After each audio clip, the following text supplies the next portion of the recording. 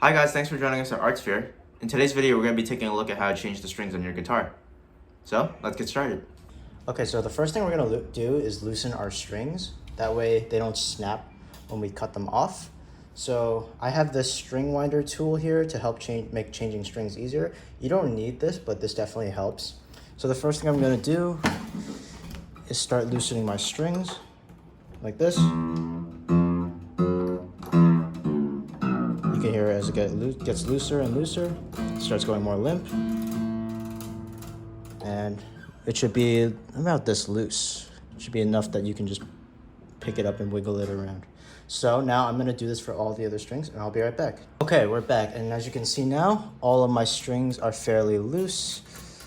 I actually think I can loosen some of these a little more. They should really just not be able to make any sound. They should really have very little tension. That way we can cut them and make them easier. So now I'm gonna cut the strings off. Be sure to do this around over the sound hole so you don't damage the fretboard or any other part of your guitar. So now I take this and I just snip. And then I snip again.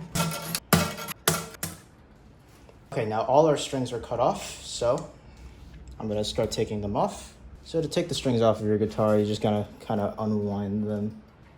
Be careful with your fingers because the strings can be sharp. So you start unwinding them and you pull them out. Okay, I've now removed all the strings from my guitar. And to be safe, we're going to just wrap these like so. This is just so it's easier to throw away afterwards, but be careful of the fret ends because they're very sharp and they can cause you to bleed. So I'm gonna wrap them up like this and keep them coiled for when I throw them in the trash. Next, we're gonna take out the strings from the bridge. And the way we do that is that you can use your fingers, but it just comes out really easily, or it should. If not, the string winder that I have has this tool to get the pegs out to remove it. But since there's no tension on the guitar, these pegs come out very easily. So we're gonna take these ends and put them over here for now, and then replace the bridge pin so we don't lose them. So now I'm gonna take out all the strings. Okay, as you can see, I've removed all the strings now, and I'm gonna throw these ball ends away. Now, one thing that I'm gonna do in this video that you don't need to do is to treat your fretboard, since it's wood, it basically needs to be treated every now and then. I'm using this lemon oil, and you really only need to use a few drops, very little. Do not use a lot of this. It will really just ruin your guitar if you're not careful with it. So what we're gonna do is we're going to take a microfiber cloth, such as this one, and we're just gonna bring our guitar a little closer.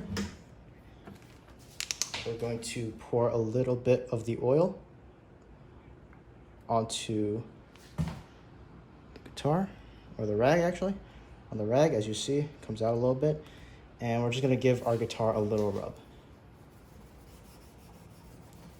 Just quickly give it a little rub. Make sure you get all the frets on the fretboard. You definitely don't want to use too much. As you can see, I did not use a lot. There should be no pooling by the frets. If you use too much liquid and there's too much, the liquid starts to pool by the frets, immediately take another towel and just wipe it off because you do not want a lot of this on there. Put a little bit more. And just make sure you get all the crevices. This will get out any dirt or any dust or any grime that you get when you're playing. So you really need to do this only like once every few months. You really do not need to do this a lot, but it's important to clean your guitar every now and then so it stays in good shape. So as you can see, we've wiped down our guitar. I'm gonna let this sit for a few seconds, for a few minutes, like a minute or two. And yeah, I'll be back when it does. So now that our fretboard's dry, we're gonna work on restringing our guitar. So I have here a pack of new acoustic guitar strings. I recommend using the ones that the factory in which your guitar came from recommends. So for me, my tailor uses Elixir Nano Web strings with phosphor bronze coating. So every pack of string will come with two numbers. Basically what these numbers are the gauge of this light E string and the low E string. When guitar strings talk about gauge, they're talking about the diameter of the actual guitar string. So the thicker it is, the bigger the number. So I'm using 12 to 53s. That means the lowest string, the thinnest string is going to be 12, and the lower string which is the thickest string, is going to be 53. So I'm going to open this pack up, and your strings will probably come in an envelope like this, and they'll have each of the strings marked out by the number. And as we've established before, the thinnest string, 12, the E string. So this is the one that's going to go on the E string. This is the B string. This is the G string, D, A, and E. I'm going to start off by using the lowest string. So I've unwrapped my low E string, and it looks like this. Make sure you unfurl it away from your face, because this can snap back at you and hit you. And just be very careful. So as you can see, we can see which end goes at the top of the headstock and which end goes into the bridge. This is the ball end, and this will be going into the bridge. And this, as you can see, this string is not coated. So it's implied that everything below here is going to be on the guitar, while this part will be cut off. So let's get to actually restringing our guitar. So the first thing I'm going to do is I'm going to take this ball end, and I'm basically going to, right where these little coils meet up, I'm gonna give it a little bend with this. And this will just help the ball end sit tighter in the bridge plate under the guitar. So basically how we're gonna do this is we're gonna insert the ball end here, and then right behind it, we're gonna follow up with the bridge pin, and we're gonna make that snap in. Next, we're gonna do that for the rest of these other strings. So I'll be right back after I put them in. Okay, so now that we're at our headstock, I'm going to turn the tuning peg until we can see the hole and it's in a place where we can string it along very easily. Okay, so here we go. I'm going to insert the string through the hole. Make sure it passes through the nut. Push the bridge pin down a little bit. Make sure it's nice and tight. And then I'm gonna give it a little bit of slack. And then I'm going to start turning. And you want to make sure that as you're turning this on the first rotation, we're going to do a little wrap around so that this part of the string is going to go over the top of this string. So we're going to slowly start turning. It's a bit of a process. Basically, we just want to start pulling it so that it's tight.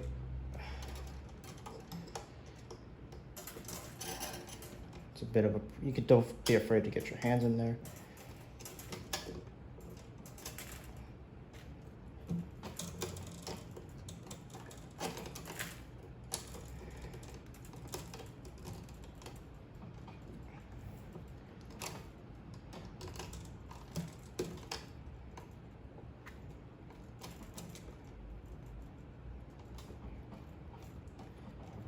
We're gonna turn. Make sure the first revolution goes over the top of the string, like so. And then we're gonna make sure that every successive turn goes under the string.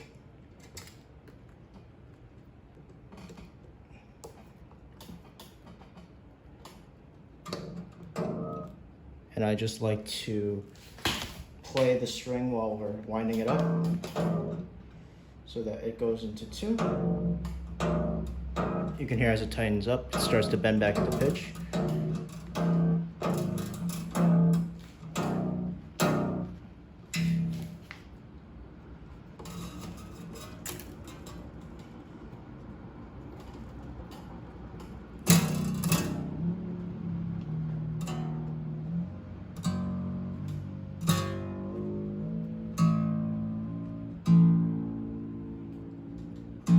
At this point, I like to use a tuner to just make sure that I'm tuning it, that it's bending, that's coming into tune. Since this is the lowest string, we're tuning to E.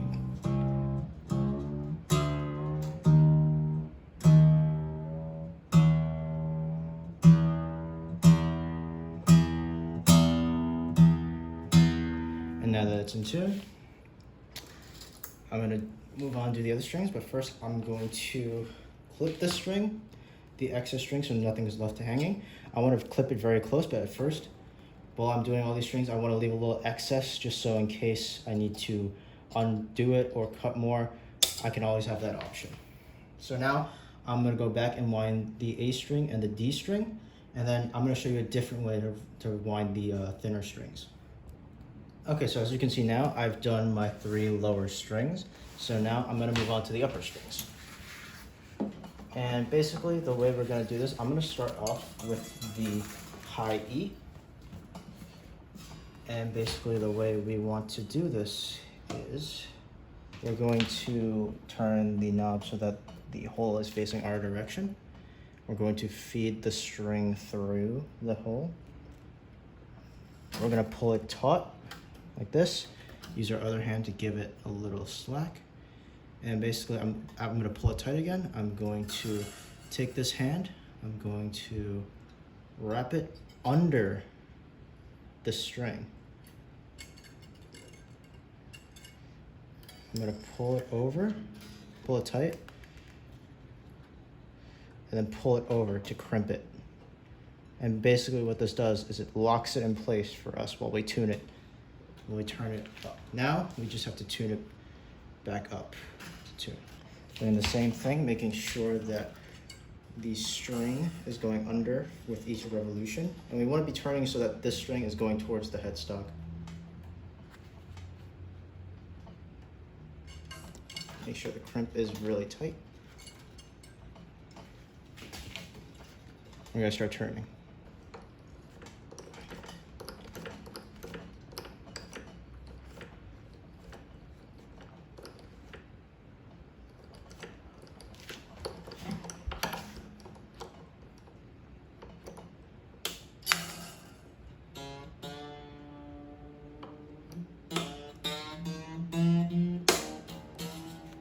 If the bridge pin comes up, you just gotta hold that down while you keep tuning.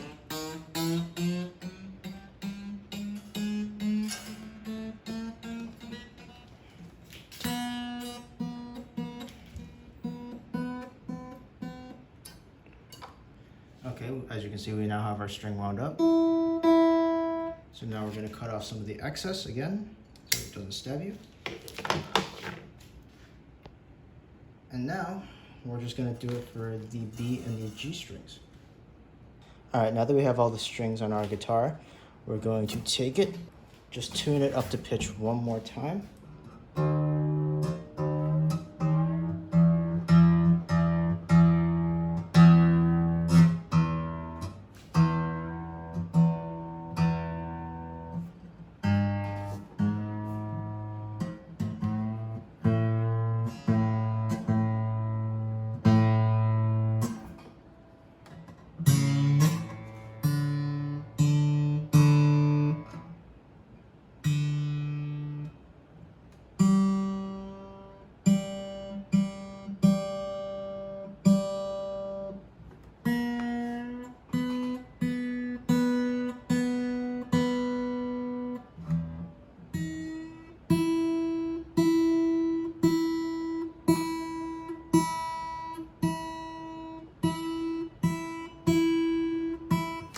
Now that we've tuned up our guitar one more time, what I'm gonna do is I'm going to just kind of lift my strings up, give them a little stretch.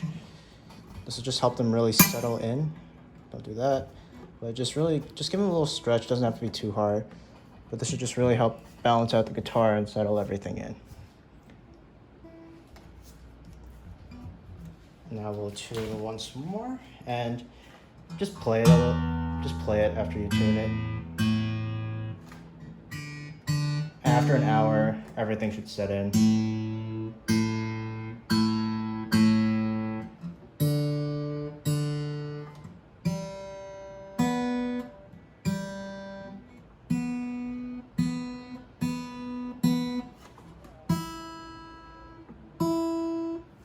And there we go. Also, don't forget to snip off these ends. These can be very dangerous and you don't want to lose an eye. So, I'm going to take this and just snip them off as close to the tuning peg as possible. This way we prevent ourselves from getting cut. Make sure to pick up the pieces after they fall.